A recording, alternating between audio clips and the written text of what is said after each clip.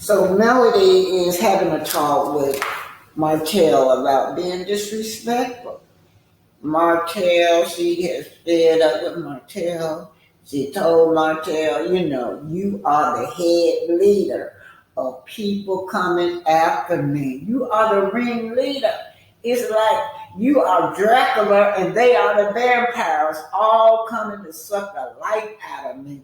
You have always disrespected me, Martell. You have allowed your baby mama to disrespect me as well.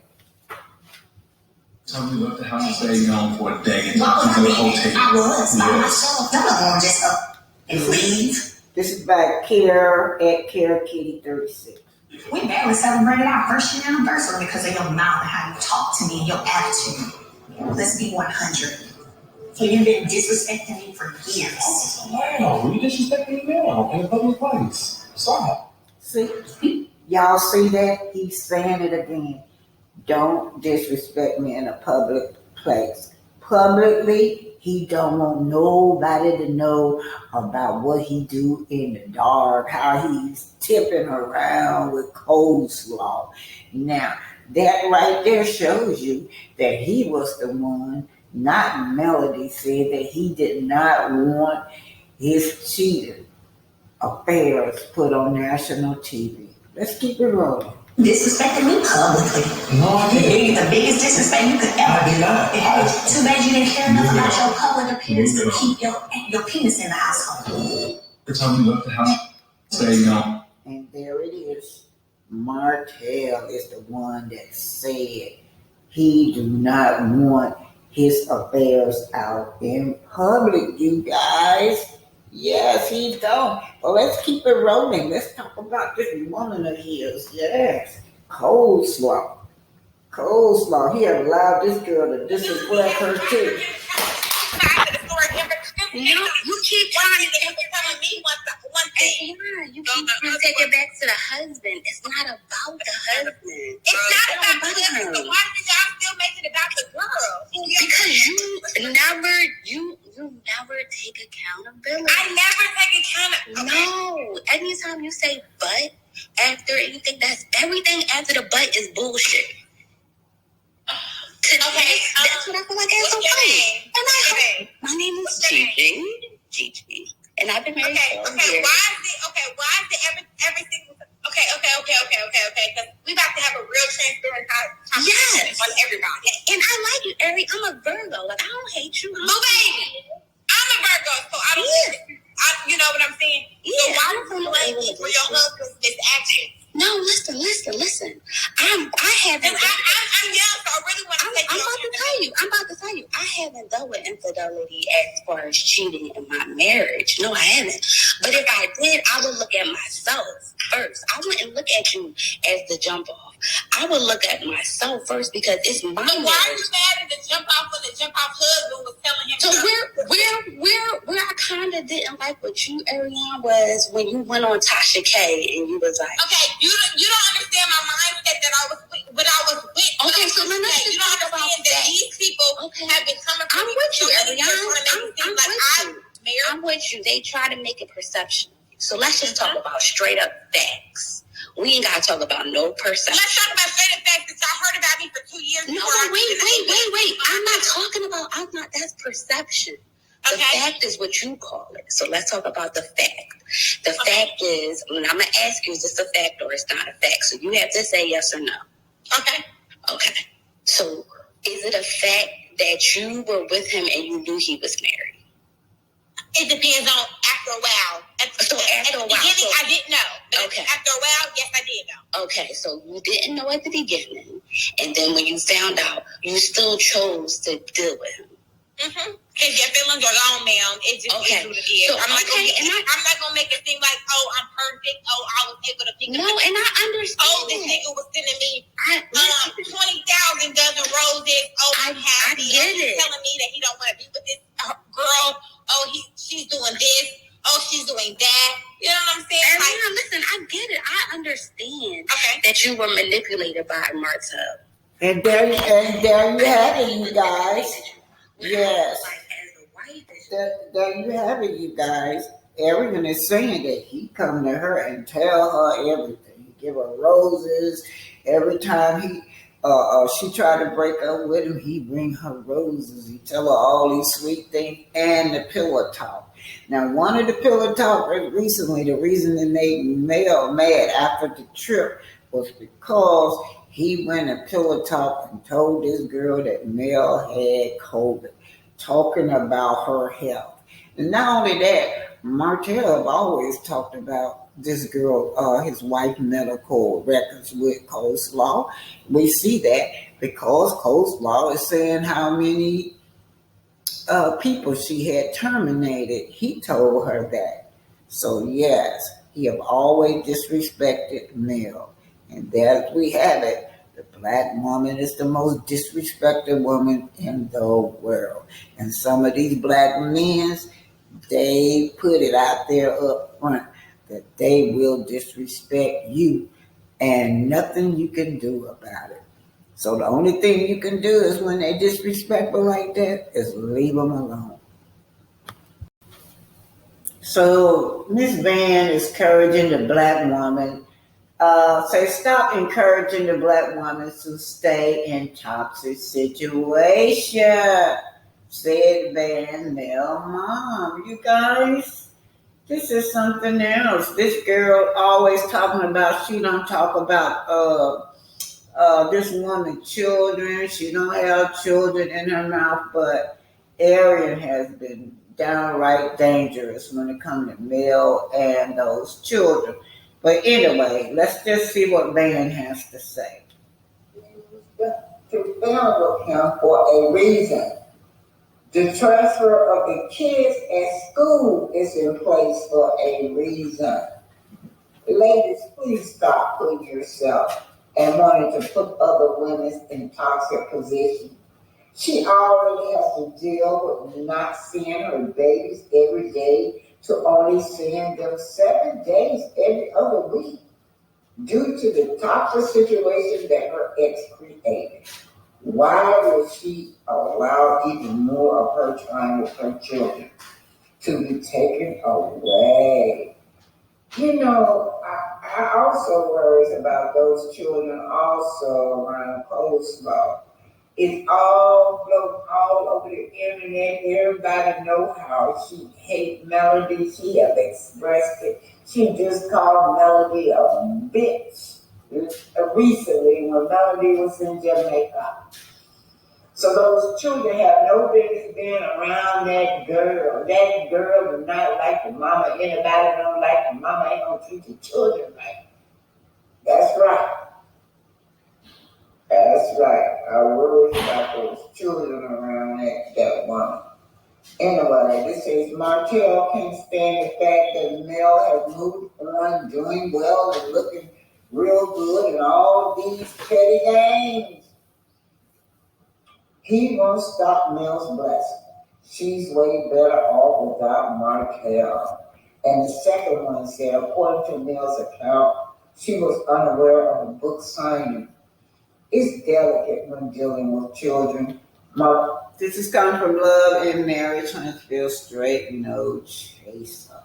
Martel was completely inconsiderate and inappropriate.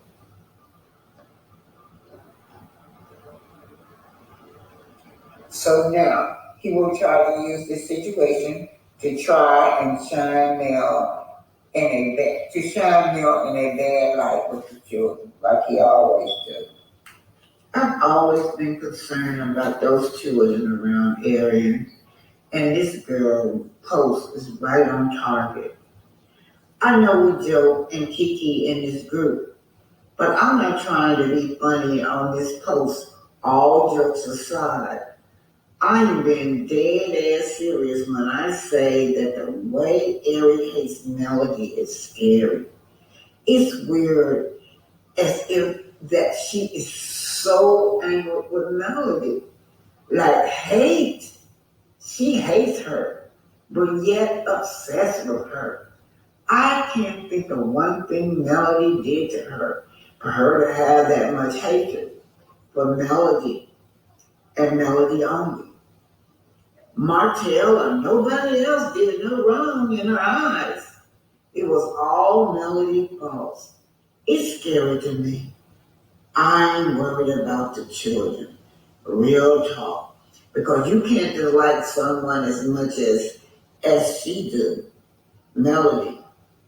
But like what she created her kids. Let me back up, y'all. It's scary to the point I ain't worried about the kids, the real talk. Because you can't dislike someone as much as she do Melody. But like what? She created her kids? On the real, if Martel has her around the kids, he needs to be careful. That girl can stand those kids because she hates their mom. Can't convince me otherwise. The way she dislikes Mel is beyond normal. Pray for those kids. And she's right. Every time Coleslaw referred to those children, she said they did beat ass mama and them damn kids. That's how she referred to Melody and those kids. Allegedly. Listen. We God save us.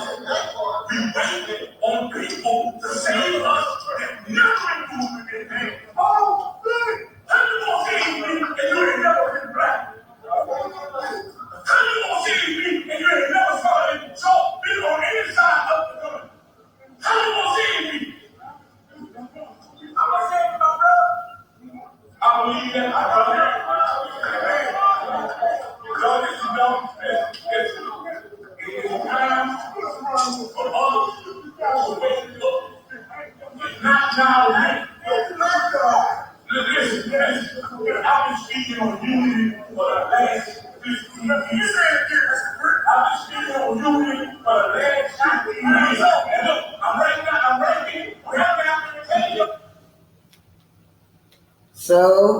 So many black women have tears, you guys.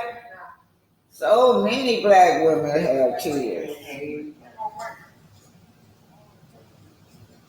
We got Black News Media here coming. It's in Atlanta, Georgia, on one of my journeys. If they thought you today, you motherfuckers return flight, you can video your goddamn phone, you're gonna get some goddamn body shit. Now, let me tell y'all some good shit.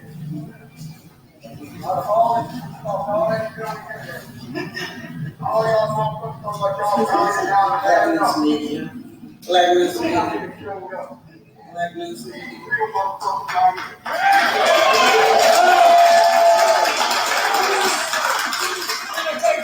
This is Arionne reporting you. Arionne Publishing reporting you. Black News Media. This is me reporting. Just out fighting for justice for our people, you guys. Yeah. So many of our people has just been killed. Especially the black woman. Nobody cares about the black woman tears. This is Alma. Hit that like button, share and subscribe. And remember, everything on this channel is allegedly. But today we will be talking about the Tatiana Jefferson case. During the George Floyd era and trial and the Black Lives Matter, Tatiana got swept under the rug. In fact, this case is similar to Breonna Taylor. She was sitting there babysitting her little cousin. The door was open and the neighbor was concerned, so they asked the police to do a welfare check. And they went in and killed that girl. His name is Arionne. You see, Arionne that killed 6 people in the last year or two. Every time, he has no accountability. But this is the neighbor that called for the welfare check. I noticed the front door was open. Both of those were open. Okay, so now we're looking at State Exhibit 5. Are you talking about the front door that faces the street and that sidewalk and that little sidewalk that comes out to the driveway? Yes. When you say they were open, was it dark inside the house? No light inside the house. So the living room lights are on? Living room and dining room. The living room and dining room kind of combined into it. What about the porch? Front porch, you remember? Yeah. So that was the nature of the call. The door was open, the neighbor was concerned, and Tatiana was playing games with her little cousin. I think the cousin said the little boy, he had to be between 10 and 12, said that they had got hot, so they cracked the door. Anyway, with Aaron Dean, the trial is going on now. He said he wasn't wrong, but the jury is deliberating. You guys, we cannot let this be another Breonna Taylor case. You guys have to help me. Help me, y'all. Share this. Looking at in Fort Worth, Texas, is Aaron Dean. This police officer was found guilty of manslaughter in the death of Tatiana Jefferson. Now, this happened in 2019, in the wake of the George Floyd, in the wake of Breonna Taylor, Rayshon Brooks. We can name Sandra Bland. We could go on and on and on where these police officers are killing Black people. Now, since 2020, 2022, I believe, 135 Black people been killed by police officers. 89 of them are killed in their home like Breonna Taylor. Now, I was down there during the Breonna Taylor thing. I went down there in protest. I went down there to cover the story along with Impact. But even with the Breonna Taylor case, none of those cops has been held accountability for killing her. One of them was held accountable for, I guess, reckless shooting through the wall. But nobody but Impact leader, he was found guilty of pointing a gun during that time at a building. So I think they gave him 5 years, the Impact leader.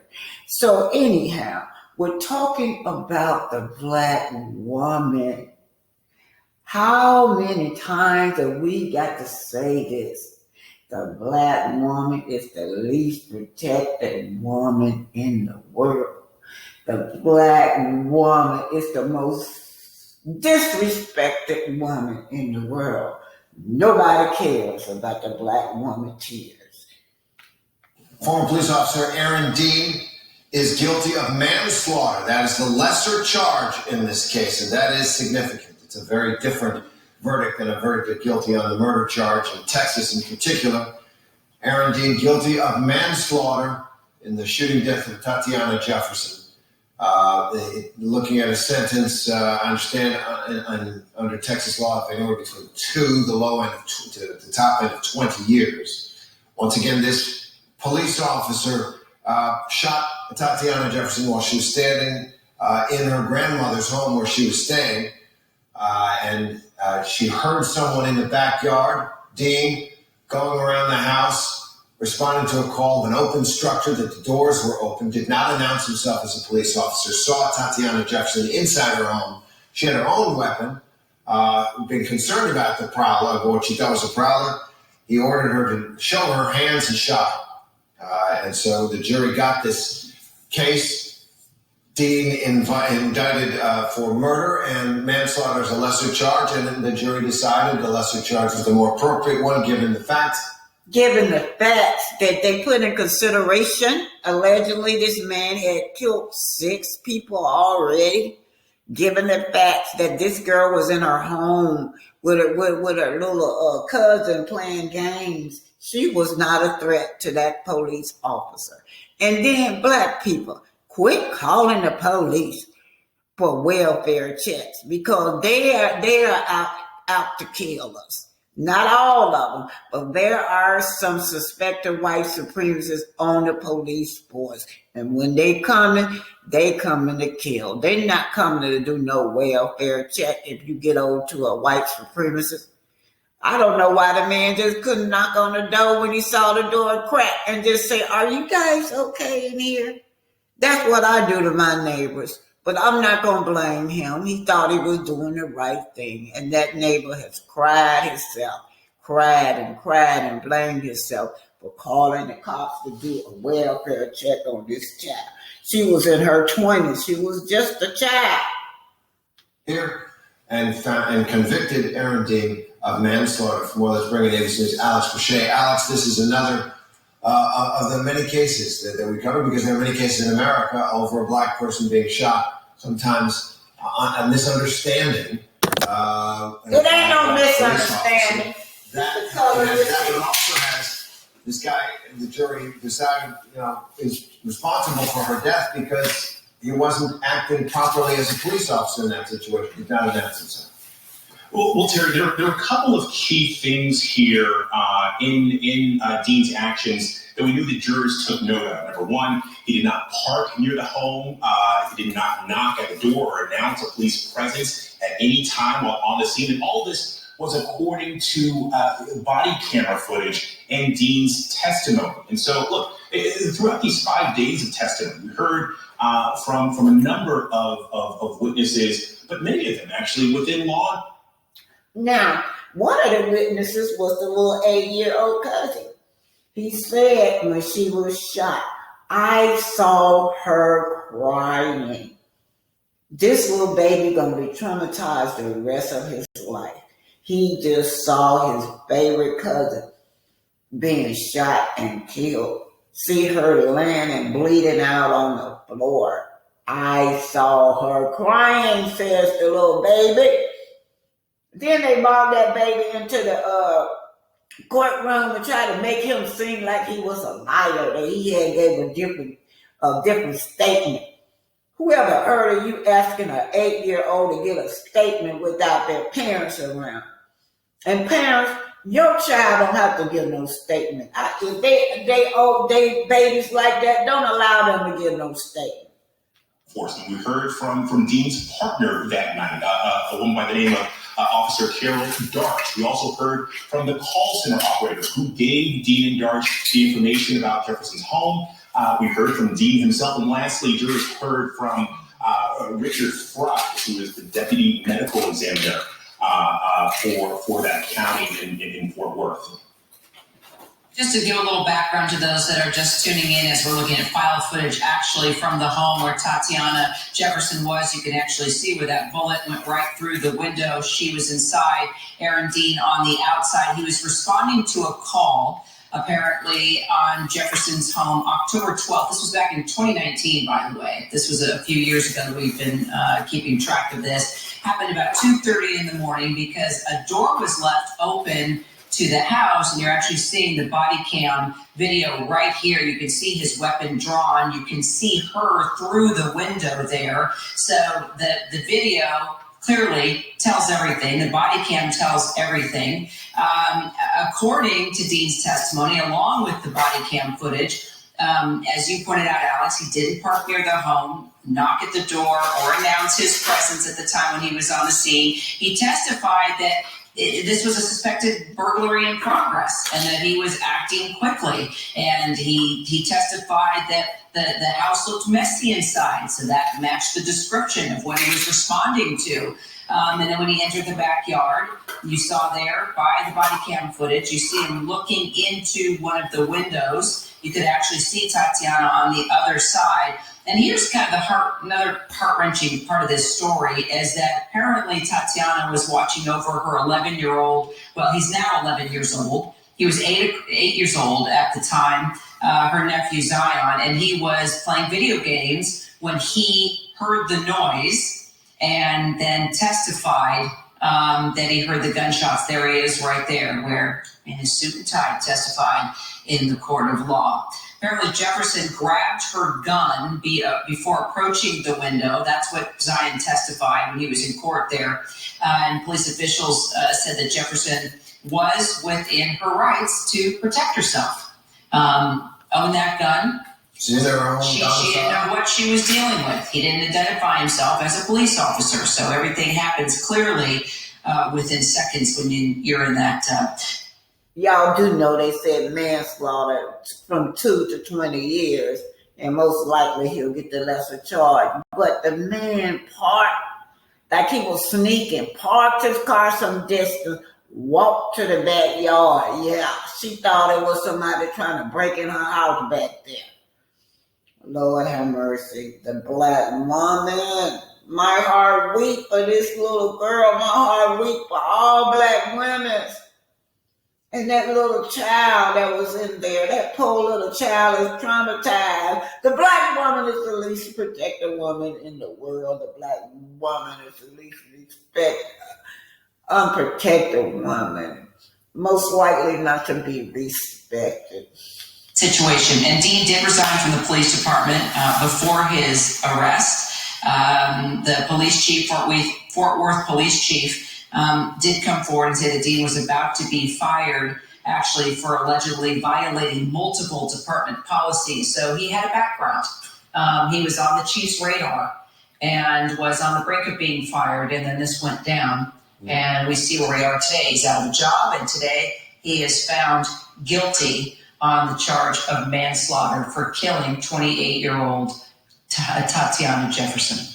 And Alex, this verdict, because it is the lesser charge, may well come as a disappointment, a stinging disappointment for Tatiana's family and for the many people we're seeing pictures of protests around this shooting of Tatiana Jefferson. And the jury could not get to a murder conviction. What they decided is that this a former officer was acting completely inappropriately and criminally. Yes, I'm retired now, just retired maybe this year, because I'm tired. I be out on the streets fighting for the rights of our people, for justice. Y'all call me an old lady, but this old lady just don't be sitting around. Anyway, down there when we went to the Breonna Taylor protest, I went down there to cover the story, right? And so, as you can see, the only person really went to jail is been, in fact, later John Johnson, better known as Grandmaster Jay. Some of you may not know this, but he ran for president of the United States against Trump on the independent ticket. But let's take a look at this. The leader of the NFAC militia, Grandmaster Jay, has been arrested on federal charges after allegedly pointing an assault rifle at federal agents and LMPD officers during a protest rally that happened in September. These are the actual photographs authorities included with their court document today. Y'all see that? That's what that man got 5 years. 5 years. And he was walking back to his car, and I guess he saw something on top of the building. I don't know. And so he pointed the gun towards the building, and they have charged this, gave this man 5 years. He's the only one to ever be charged and go to jail in this Breonna Taylor case. Allegedly showing the incident, according to police. Now, what you're seeing in the photos, Johnson allegedly pointing his long rifle upward at authorities who were on a rooftop above him. The criminal complaint claims Grandmaster Jay, whose real name is John Johnson, forcibly assaulted and interfered with federal officers on September 4th, the day before the Kentucky Derby, when the group was in town protesting. From our coverage of that day, this is Jay speaking in September about the event. Protesters aren't orderly. Protesters aren't organized. Protesters are emotional. Protesters are destructive, but people can sneak in. Johnson is currently being held in the Oldham County Corrections Facility. He appeared before a federal judge at 4 this afternoon, and at the moment, he remains in custody with another hearing scheduled for tomorrow afternoon. Johnson could face up to 20 years in prison with the current charges. They gave that man 5 He years. goes by Grandmaster Jay, and he led his self-proclaimed black militia group to Louisville. Tonight, John Johnson is in the Oldham County Jail. Hi, everybody. Thanks for joining us on the Night Team. I'm Doug Prophet. Johnson brought the NFAC to Louisville twice at the height of the protests over Breonna Taylor's death. As the Night Team's Jesse Cohen reports, he's facing federal charges, accused of pointing an assault weapon at police back in September. Arrested at his home in Ohio, NFAC leader John Johnson, known as Grandmaster Jay, is now in the Oldham County Jail on federal charges. Court documents provide these two photos from September, the day before the Derby at Jefferson Square Park. Police say it shows Johnson holding an assault rifle pointed towards law enforcement officers on the roof above him. With rights comes responsibility. Okay, let me tell y'all about this. Now, inside, if you go down there to Louisville, Kentucky, it's inside of a black community, where they had a Kentucky Derby. Out of all their millions and millions of dollars that they make right in smack dead in the hood, they do not put any money in that hood. It looks terrible. But this was the Breonna Taylor case, y'all. Let me just look at this. I was there too. I was there covering the story.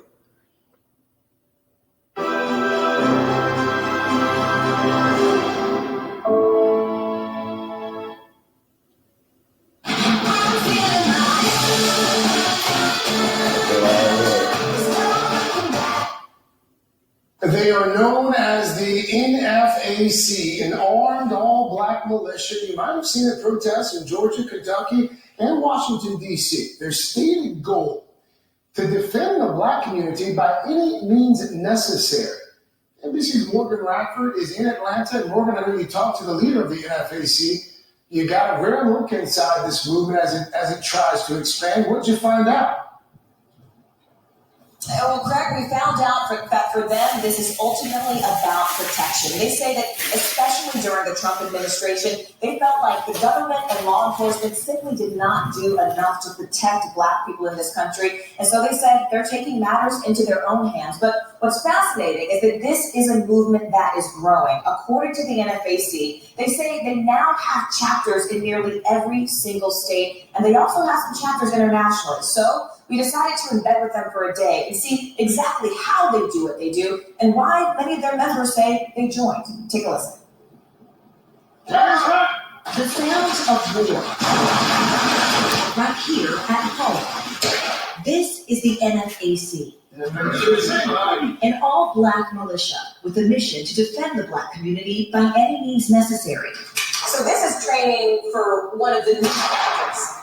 Yes, appearing by the hundreds in protests from Stone Mountain, Georgia to Louisville, Kentucky, demanding justice for police killings and countering what they believe is the threat of right-wing militias. It's a movement started in 2017 by this man, former musician and Army veteran John Grandmaster Jay Johnson. Is the movement growing? By leaps and bounds. We met with him outside of Cincinnati, where he says another new chapter is now in the works. The NFAC stands for the Not Effing Around Coalition. What's behind the name? The NFAC was born out of the last 4 years under the Trump administration. The deterioration of racial relations in this country. It means that you're preparing yourself to defend yourselves. While the group style echoes the Black Panther Party of the 1960s, their goals are distinct, focusing on defense with the ultimate goal of a black ethno state. What makes us so different is that our goal is our own government, our own country, a place where we can determine our own future. Is violence an option to reach your goals? The United States was built on violence being an option. Violence should be the last option. Y'all notice that the United States was built on violence. And every time a black man stand up for his rights, they want to look at him as being the most violent person on the earth. But anyway, shout out to Grandmaster Jay. And they took down all of those leaders. His security guard, all of them are in jail, you guys. Anytime black people stand up for themselves, then they gonna take them down. And like I always say, This is about your Second Amendment rights. You know, when you see a black man with a gun, they want to take him down. Anyway, Blacktitanic. I'm retired now, away from the Black Panther days up until now. I'm just retired. And then too, y'all young people don't appreciate the work that we do. Don't appreciate the work at all. Even over here, since I've been, anyway, y'all, let me just shut up. Hi, it's me, Paris, and I'm here with Black News, Black Media, Blacktitanic in Lafayette, Louisiana. So we're here in Louisiana, and we're here with In Fact, with Grandmaster J. Okay, now turn it that way. You got them. Come on. I know, Grandma.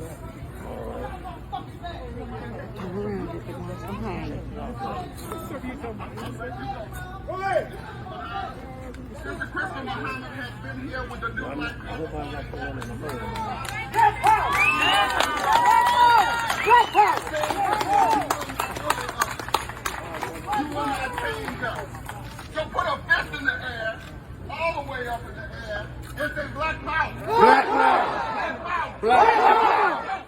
Black Power. We are no longer violent. Black Power. Black Power.